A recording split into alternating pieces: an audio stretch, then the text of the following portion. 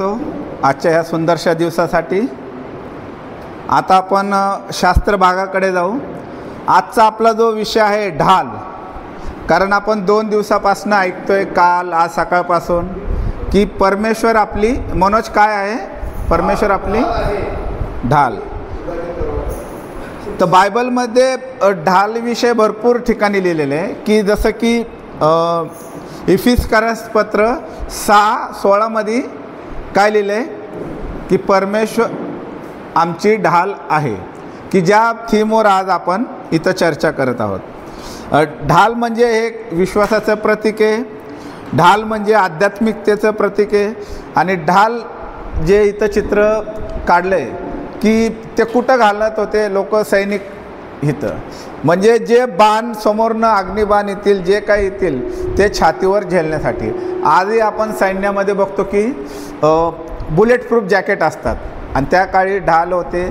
तर ते सुद्धा एवढे पॉवरफुल होते की कुणी काही बाण फेकून मारू, तलवार फेकून मारू, तर ते सगळे छातीवर झेलत होते, की ज्याने आपल्या बॉडीचं संरक्षण होत होतं.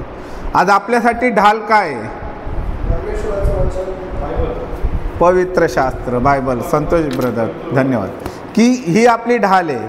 आणि ढालीमध्ये कितीतरी प्रकारच्या गोष्टी होत्या. ते चमडं होतं, म्हणजे लेदर असायचं त्याला, परत पितळ, ब्रास, अशा भरपूर धातूंनी ती ढाल मजबूत बनवलेली असायची.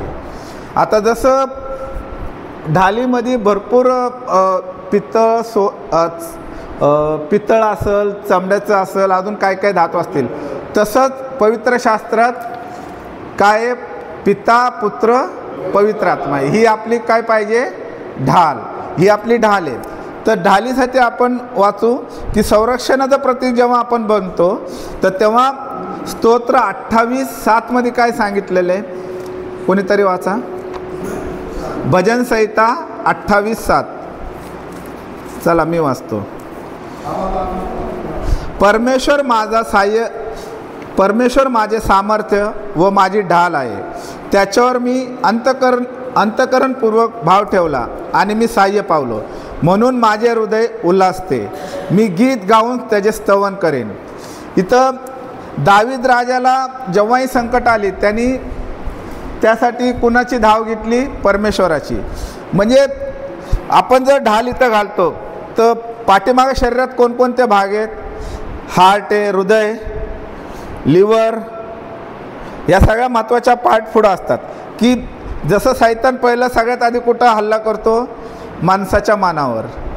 तर जसं माणसाच्या मनावर हल्ला करतो, की त्याचा विचार, आचार सगळं चेंज करतो, तर तसं ते वाचण्यासाठी, जसं हे वचन आहे आपल्याला, तसं सैनिकांना हे सगळे शरीराचे भाग वाचवण्यासाठी ढाल होती. देवाची शक्ती आणि कृपा. भजन संहिता 5:12 मध्ये आपण वाचू. भजन संहिता 5:12.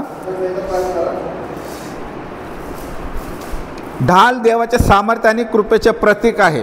आता भजन संहिता 5:12 मध्ये काय लिहिलंय, कारण हे परमेश्वर, वाचतोय कोणी,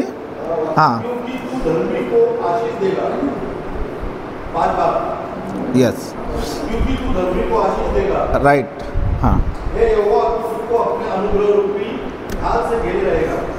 म्हणजे वचन काय सांगते 5:12 मध्ये, की कारण तू नीतिमानाला आशीर्वाद देतोस, आणि हे परमेश्वरा तू त्याच्या भोवती कवचाप्रमाणे कृपेचे वेष्टन घालतो. म्हणजे फक्त शरीराचा पुढचाच भाग नाही, तर परमेश्वराचं वचन सांगत आहे की जेव्हा आपण परमेश्वराच्या राज्यात चालतो, नीतिमान तेव्हाच गणलं जाणार जेव्हा आपण परमेश्वराच्या मार्गाने चालणार. जेव्हा आपल्याला नीतिमान म्हणून परमेश्वर आपल्या मागं उभं राहतो, तर तेव्हा तो फक्त पुढचं ढालेपुरतं, म्हणजे पुढचाच भाग नाही, तो आपलं पूर्ण शरीर. कारण की वचन काय सांगतं, तुमच्या डोक्याची केस पण मी मोजून ठेवलेली आहेत. कारण की आपण किती वेळा कटिंगला जातो, इकडे जातो, कधी नाही म्हणतो का मी तुमचे 1000 केस कापले, 200 कापले, 300 कापले, नाही, कारण की अगणित आहेत, त्यालाही कळत नाही. पण परमेश्वराला एवढं कळतं की आपल्या डोक्यावरचे केसही त्यांनी मोजून ठेवलेले आहेत. म्हणून तर देवाने नीतिमान आपण जर असेल तर आपल्याला पूर्ण परमेश्वर वेष्टित करतो. तसंच आपण ढाल म्हणजे एक विश्वासाचं प्रतीक. जसं सकाळपासून आपण ऐकलं आहे एफिसकारसपत्र 6:16 विश्वासाची ढालीविषयी आपण ऐकलं, त्याच्याविषयी नको बोलायला, पुढं जाऊ. आणि उत्पत्ती 15:1 काय सांगितलं मी वाचतो. 15:1 ह्या गोष्टी घडल्यावर अब्रामाला दृष्टांतात परमेश्वराचे वचन प्राप्त झाले, ते असे: अब्रामा, भिवू नको, मी तुझी ढाल आहे, तुला मोठे प्रतिफळ मिळेल. म्हणजे परमेश्वराने जेव्हा अब्रामाची निवड केली तर तेव्हा त्याला काय सांगितलं की सगळ्यात आधी जर आपण कुणाच्या पाठीशी उभं राहत होतो, पहिलं काय म्हणतो? भावा, भिवू नको, मी तुझ्या पाठीशी आहे. मग ते पाठीशी असणं म्हणजे काय? कोणी सांगू शकेल? मी तुझ्या पाठीशी आहे. आधार देणे एक, रक्षा करणार, अजून हां सिक्युरिटी म्हणजे रक्षा करणे, मदत करणारा. आधार फक्त एकच गोष्टीचा नसतो. आजारपणात मी तुझ्याबरोबर असेल म्हणजे आर्थिक आधार असतो, मानसिक आधार असतो.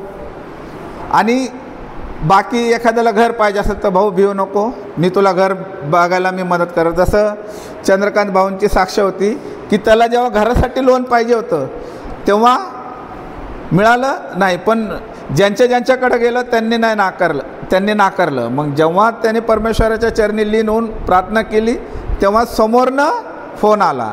म्हणजे तो जो आधार मिळाला बँक ऑफ बडोदा, राईट, त्यांच्या थ्रू, मग तो कितीतरी मोठा आधार असतो. आणि परमेश्वर तर आज आपल्याला पूर्ण वेस्टेज करतो आहे, आपलं शरीर, आपलं कुटुंब, तर ते आधार खूप मोठं आहे. तसंच अब्रामाला काय म्हणतो, मी तुझी ढाल आहे, तुला मोठं प्रतिफळ देईल. पण कधी? की अब्रामाने परमेश्वराच्या वचनाप्रमाणे चाललं तर. कारण की अब्राम पुढं जर आपण पाहिलं तर अब्राम परमेश्वराबरोबर चालला होता. तर बायबलमध्ये युद्धासाठी खूप सैनिकांचं ढालीचा वापर सांगितलेला आहे. म्हणजे तलवार होती, ढाल होती, बर्छा होती, बाण होते, अशा भरपूर गोष्टी होत्या, चिलकतं होती. तर पण आपण जर आज ह्या गोष्टी लागणार आहेत का आपल्याला? चिलकट, ढाल, जिरेटोप, तलवार, हे कारण की आज कायद्याने पण मनाई आहे ह्या गोष्टी वापरणं. पण आज कोणती ढाल चालणार आहे आपल्याला? पवित्र शास्त्र. Praise the Lord. तर ही ढाल कोण आपल्याला वापरण्यापासून रोखू शकणार आहे का? ना कोणता कायदा, ना कोणता समाज, ना कोणी मनुष्य. पण कारण आपला विश्वास ह्या ढालीवर आहे. आज आपण कुटुंबात आपण बघू की पुरुष जेव्हा परमेश्वराने पुरुषाची निर्मिती केली, पहिला आदम बनला, नंतर हवा बनली. परमेश्वराने सगळं जलचर प्राणी वगैरे सगळं बनवलं. त्यानंतर पहिला बनवला आदम, पुरुष. आणि त्याला काय सांगितलं? तुम्ही यांना काय द्या? काय? प्रभुत्ता तर दिलीच, पण प्रत्येकाला नाव द्यायला परमेश्वराने नाव सांगितलं की बाबा तू ह्यांना नाव दे. हे पक्षी, प्राणी, हा कावळा, हे जे काही जनावरांची नावं ते मानवाने दिली, कारण की त्याला तो अधिकार दिला. बायबलमध्ये आपण अजून बघतो की पुरुषाला ना एक नेता म्हणून प्रेझेंट केलेले आहे. कारण की जेवढे युद्ध वगैरे जे दाखवलेत, जुन्या करारात जे झालेले आहेत, त्यात परमेश्वराने पुरुषाला पुढं केलं. जसं अब्राम झाला, योसेफ झाला, मूसा झाला, असे भरपूर आपले संदेष्टे आहेत, ते सगळे पुरुष म्हणूनच हे. तर आपण जर असा विश्वास ठेवला की बाबा परमेश्वराने आपल्याला निर्माण केलं, हे तर केलं, तर विश्वास ठेवायलाच पाहिजे. आणि परमेश्वर आपल्याबरोबर आहे हा विश्वास ठेवतो ना आपण सगळे. प्रत्येक सुखात ठेवतो, कारण की आणि दुःखात जास्त ठेवतो आपण सुखापेक्षा. कारण दुःखात देवाचीच गरज असते, देवा मला वाचव. सुखात आपण म्हणतो मित्र ये, पाहुणे रावळे या, पण दुःखात पहिलं काय म्हणतो? देवा वाचव. मग नंतर मित्र, ह्याला फोन कर, त्याला फोन कर. पण पहिलं आपण गुडघ्यावर येतो, प्रार्थनेत जातो, देवाला मागतो, देवा हे संकट माझ्यापासून दूर कर. तसं आपण सावध असायला पाहिजे या जमान्यात की पुरुष आहे की सगळी जिम्मेदारी आपली आहे. आज आपण कुटुंबात पुरुषाची काय भूमिका आहे ह्याविषयी थोडक्यात बघू. आज आपण जगात पाहतो की कितीतरी कुटुंब आहेत की जे विभक्त होतात, कुणाचं पटत नाही, जमत नाही, यांच्याशी नातेवाईकांशी हे ते. आपली मुलं, ख्रिस्ती मुलं व्यभिचारी, व्यसनी, खोटं बोलणं, चोऱ्या करणं, दारू पिणे, अशा भरपूर गोष्टी घडत आहेत. तर ह्याला आपण काय करू शकतो? रोमकारपत्र 12:2 वाचा. हाँ, रोमियो 12:2.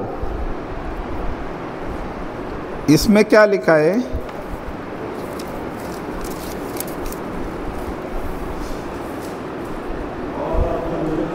इस संसार के सदस्य न बनो, परंतु तुम्हारे मन के नए हो जाने से तुम्हारा चाल चलन भी बदलता जाएगा, जिससे तुम परमेश्वर की भली और भावती और सिद्ध इच्छा अनुभव से मालूम करते हो. राईट. 12:2 मध्ये परमेश्वराने आपल्याला स्पष्टपणे सांगितलं आहे की देवाची उत्तम, ग्रहणीय व परिपूर्ण इच्छा काय आहे की तुम्ही समजून घ्या. म्हणून या युगाबरोबर समरूप होऊ नका, तर आपल्या मनाच्या नाविन्यकरणाने स्वतःचे रूपांतर होऊ द्या. जेव्हा आपण ख्रिस्तात आलो, ख्रिस्ताने आपल्याला निवडलं, तर त्यानंतर आपल्याला पूर्णपणे बदलायचं आहे. आणि हे नाही की आपण ख्रिस्ती कुटुंबात जन्मलो म्हणून आपण खूप चांगले की आपण स्वर्गात जाणारच. हा पुष्कळ लोकांचा समज असतो. माझे आजोबा ख्रिश्चन होते, माझे वडील होते, मग मी आहे. कारण की वचन काय सांगते आपल्याला? पहिले ते शेवटले आणि शेवटले ते पहिले. कारण पुष्कळ जणांचं असं होणार आहे.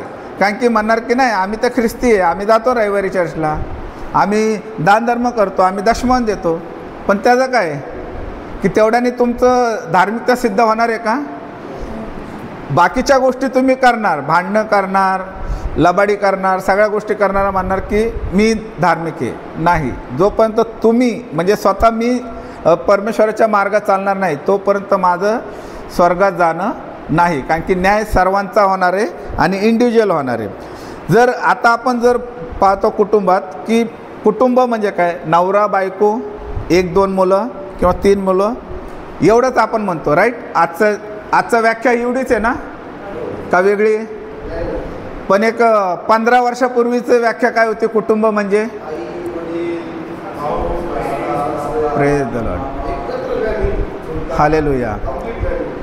म्हणजे 10-15 वर्षापूर्वीची व्याख्या तशी होती. त्याच्या अजून जुन्या करारात आपण पाहिलं तर ते अख्खा समाजाचं एक कुटुंब होतं. इस्रायल हे देवाचं आवडतं होतं, कारण की देवाचं विशेष प्रेम इस्रायल समाजावर, देवाचे निवडलेले इस्रायल कौम होती. तर तेव्हापासून आजपर्यंत परमेश्वराचं ते निवडलेलंच कौम आहे. म्हणजे आता जसं मनोज भाऊंनी, चंदू भाऊंनी सांगितलं, संतोष भाऊंनी सांगितलं की कुटुंब म्हणजे आई वडील, काका काकी, भाऊ बहीण, हे सगळे आले. मग आज आपण एवढे लोक घेऊन राहतोय का? कारण घरं बारीक झाली, सगळं बारीक झालं. पण कुटुंबात आज आपण पुरुष म्हणून आपली काय जिम्मेदारी आहे? जर ह्याच्याविषयी एक उदाहरण मी सांगतो. उत्पत्ती 12 1-3. कुटुंब व्यवस्था म्हणजे काय? हां, यहोवा ने अब्राहम से कहा, अपने देश और अपने कुटुंबियों और अपने पिता के घर को छोड़कर उस देश में चला जा जो मैं तुझे दिखाऊंगा, और मैं तुझसे एक बड़ी जाति बनाऊंगा और तुझे आशीष दूंगा. हां, बस की हां. परमेश्वराने अब्राहमाला सांगितले, तू आपला देश, आपले नातेवाईक व आपल्या बापाचे घर सोडून मी दाखवीन त्या देशात जा. हां, बस एवढंच. कारण देवाने अब्राहमाला काय सांगितलं? तू आपले नातेवाईक देश सोडून जाण्यास सांगितलं आणि तुला आशीर्वादित करण. हाच विषय कोणीतरी मागाशी घेतला की अब्राहमाला जा म्हटले तर कुटुंबासहित गेला. कारण कुटुंब व्यवस्था होती म्हणून ते सगळे नातेवाईकांना घेऊन गेले.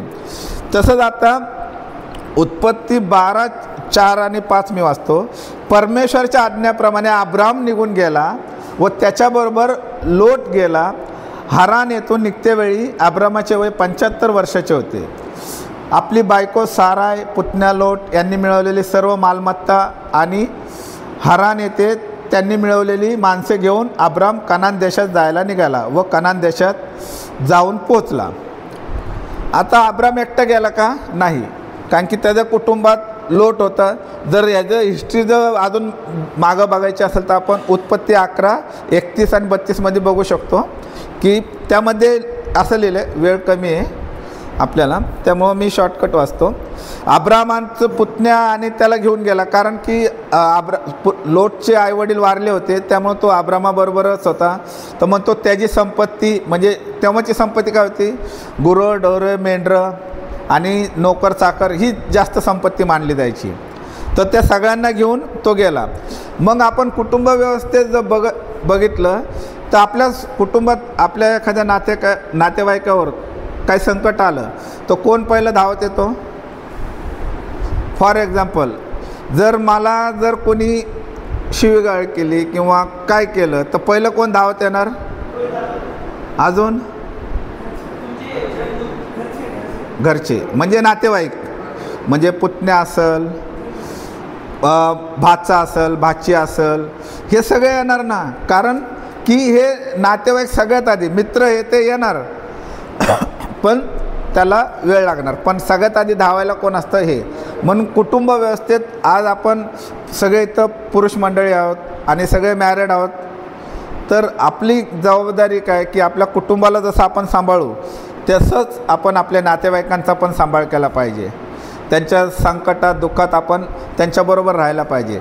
जर आपली अपेक्षा आहे की माझ्या दुःखात सगळ्यांनी यावं तर मग सुरुवात आपल्यापासून करायची. आपण आपल्या नातेवाईकांच्या प्रत्येक सुखात दुःखात आपण सगळ्यात आधी जायला पाहिजे. तर इथं काय विषय होता की आता लोट आणि हे जेव्हा अब्राम गेले तर ह्यांची संपत्ती एवढी वाढत गेली की त्यांचे गुराखे आणि त्यांच्यात भांडणं होऊ लागली. मग अब्रामाने असं केलं का की ठीक आहे लोट, तुझं माझे भांडणं होतात ना, चल तू तिकडं मी इकडं, एकमेकाचं तोंड बघायचं नाही. आपल्यात वाद झाला का? अब्राम जाऊन ते लोटला मारायला गेला का? गेला? जोन्स भाई नहीं गया. क्यों नहीं गया? नहीं, ठीक है. अब्राम क्यों नहीं गया अपने लोटला मारायला? कारण की त्याला माहीत होतं हे नातेवाईक. त्यांनी सामंजस्यपणाने एक केलं की लोटला म्हणलं, बाबा तुला पूर्ण देश पडला आहे, तू जिकडं जायचं तू तिकडं जा, आणि तू पूर्वेला गेला तर मी पश्चिमेला जाईल, तू उत्तरेला गेला तर मी दक्षिणेला जाईल. म्हणजे इथं वाद झाला का? नाही, वेगवेगळे झाले. पण जेव्हा लोट गेला कुठं, कोणत्या देशात गेला? सदोम गमोरा ह्या देशात गेला. तर तिथं जेव्हा त्याच्यावर संकट आलं सगळ्यात आधी कोण धावलं? अब्राम. काय केलं त्यांनी?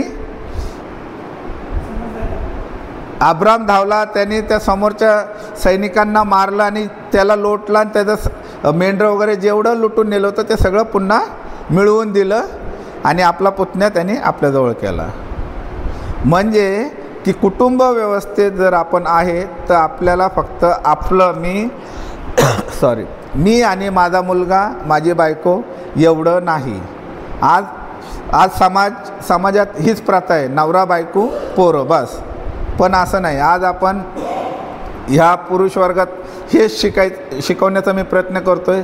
माझ्याबद्दल पण तेच लागू करायचा प्रयत्न करतो. तुम्हाला पण हेच सल्ला देतो की जसं अब्रामाने आपलं कुटुंबाचं संरक्षण केलं तसं आपण सगळ्यांनीही आपल्या नातेवाईकांच्या सुखात दुःखात संग राहूया.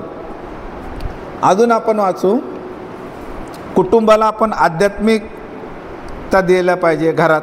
म्हणजे मुलाबाळांना वचनात वाढवायला पाहिजे, प्रार्थनेत वाढवायला पाहिजे.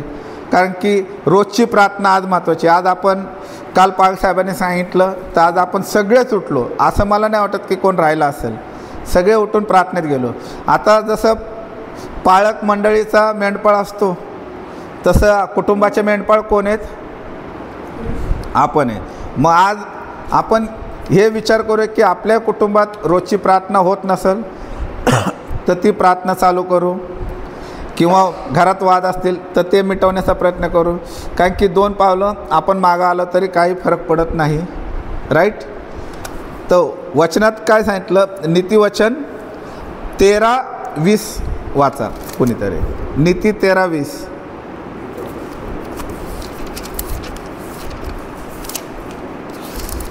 कुणाला सापडलं नाही, मला सापडलं. सुज्ञांची सोबत धर म्हणजे सुज्ञ होशील, मूर्खाची सोबती कष्ट पावते. इथं नीतिसूत्रामध्ये शलमोन राजाने खूप चांगली वचनं लिहिलीत. त्यात एक महत्त्वाचं काय की जर आपली सोबत जर चांगल्या लोकांशी ठेवली, चांगल्या लोकांशी जर आपली सोबत ठेवली तर काय होणार आहे? कोणीतरी वाचा. झगड़े केवल अहंकार से ही होते हैं, परंतु जो लोग सन्मुखी मानते हैं उनके पास बुद्धि रहती है. बुद्धि 13:20 20.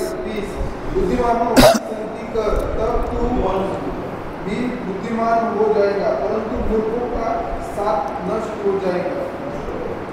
हां, कारण आज आपण घरचे करता पुरुष आहोत. मग आज आपली संगत कोणाशी पाहिजे? खाणाऱ्या पिणाऱ्याशी, पैसे उडवणाऱ्याशी पाहिजे. हां, म्हणजे चांगल्यांची संगत धरली तर चांगलं होतं. एक मराठीत म्हण आहे, ढवळ्या शेजारी बांधला पावळा, गुण नाही पण गुण नाही पण वाण नाही तर गुण लावला. हां, म्हणजे सगळ्यांचं लक्ष आहे. बरोबर.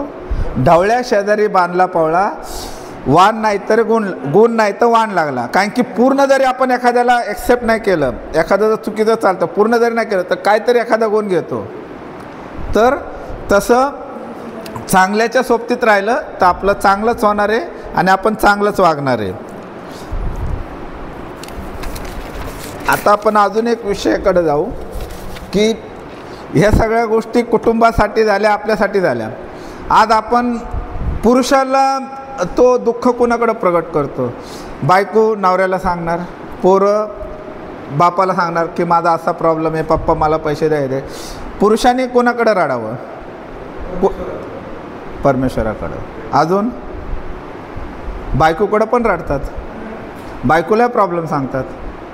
का असं कोण आहे की जो बायकोशी शेअरच करत नाही कोणत्या गोष्टी? करतात ना. नाही ऐकलं तरी सांगतात सगळ्या गोष्टी. तर बायको ही जसं ख्रिस्त हा मंडळीचा वर आहे तसं घरातला अधिकार परमेश्वराने पुरुषाला दिला. पुरुष हा स्त्रीचा पती आहे, तर त्यांनी घरात शांतता ठेवावी, त्यांनी व्यवस्थित वागावं. आता त्यांनी कसं वागावं त्याविषयी आहे, पण अजून आमोदबाईलाही वचन सांगायचं आहे. तर त्यामुळं मी एवढ्यातच एक बोलू.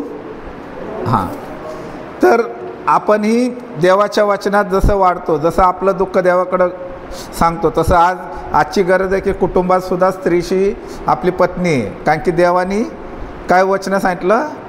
स्त्री पुरुष हे एक देव होतील आणि एक दोघांना जोडून राहतील. कारण की ती दुसऱ्या घरनं आली म्हणजे ती वेगळी नाही, ती आपली अर्धांगिनी आहे. तर तिच्याशी सुद्धा आपण प्रेमाने लाडाने वागवायला पाहिजे. अजून नीतिवचनमध्ये काय सांगितलं? आणि आपण जास्त मुलांना किरकिर झंझट नका करू. कारण की वचन काय सांगतं की हां, राईट. हां, बुद्धिमान स्त्री कुणाला प्राप्त होते? जो परमेश्वराच्या वचनात चालतो त्याला बुद्धिमान स्त्री प्राप्त होते. हे सुद्धा आहे. त्यामुळं फिरून कुठं येतो? पुरुषावर येतोय. म्हणजे आपण सरळ चाललो तर पुढं काय घडणार आहे हे आपल्याला माहिती आहे. आता मला एक व्यसन होतं. एक छोटीशी साक्ष सांगतो. माझा मुलगा रोहित पहिली दुसरीला वगैरे काहीतरी असेल, तर मी त्याला सांगायचो हे घे 2 रुपये घेऊन ये. हां, तर घेऊन ये म्हणायचं. तर ते जायचा. मग संडे स्कूलला वगैरे जायची मुलं, तर म्हणायचे की पप्पा हे काय, आम्हाला बॅड मॅनर्स म्हणून सांगितलं हे ते.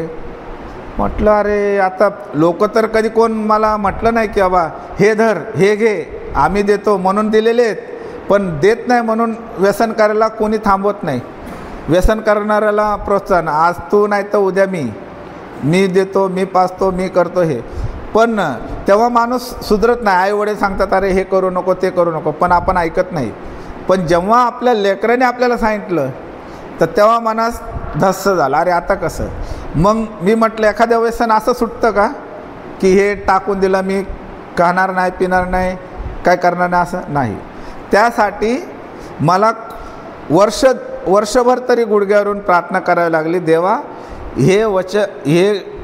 हे वचन माझ्या जीवनात तू घोषित कर की सर्व वाईट गोष्टींपासून तुला मी राखतो. त्यासाठी हे व्यसन माझ्या जीवनातून काढ.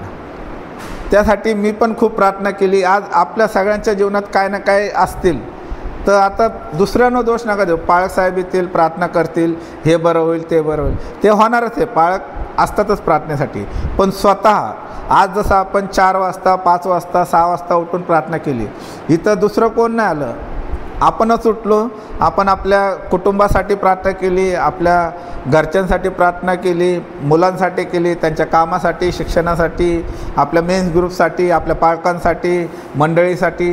जसं आपण होऊन स्वतः प्रार्थना केली तसंच ह्याही व्यसनांसाठी किंवा आपल्या जीवनात ज्या वाईट गोष्टी आहेत, ज्या चुकीच्या गोष्टी आहेत, त्याच्यासाठी आपण गुडघ्यावरून प्रार्थना करा की ज्यातून परमेश्वर आपल्याला साहाय्याने मदत करेल.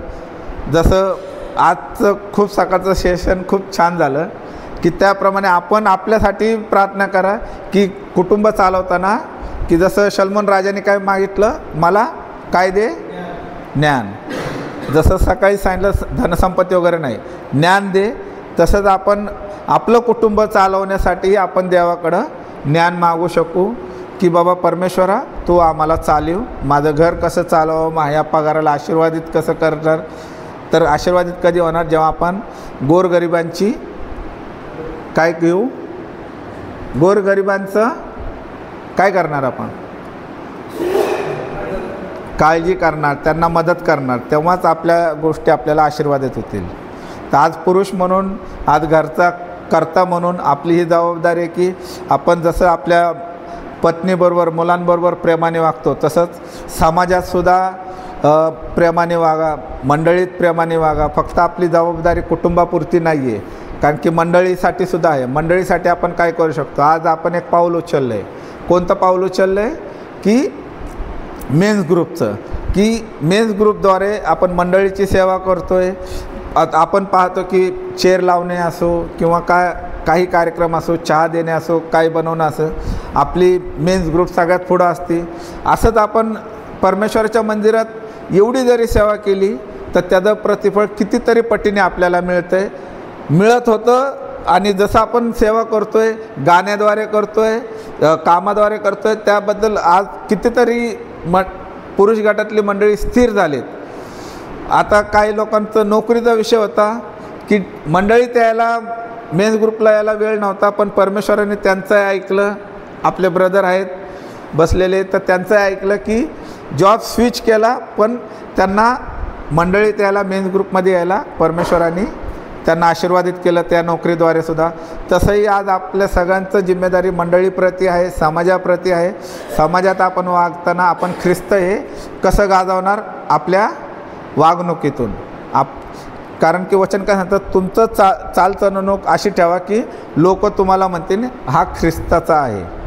आज आपण समाजात राहत असताना, जात असताना आपल्या वागण्याद्वारे, बोलण्याद्वारे की परमेश्वराची स्तुती करावी. शेवटी नीतिमान कोणी नाही, एक देखील नाही.